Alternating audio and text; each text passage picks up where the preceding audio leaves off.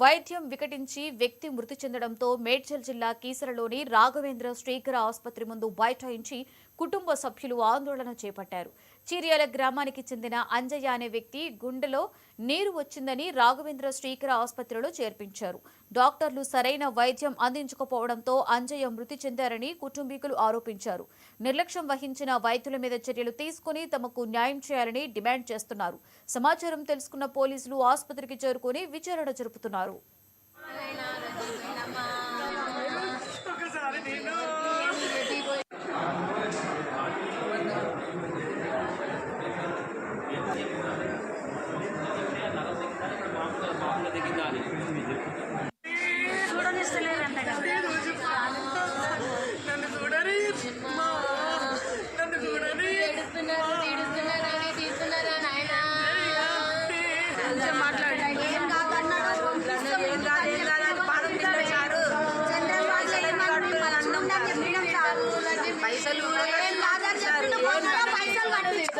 మొత్తం పైసలన్నీ కట్టించుకుంటూ పైసలు అంటే పొద్దున్నే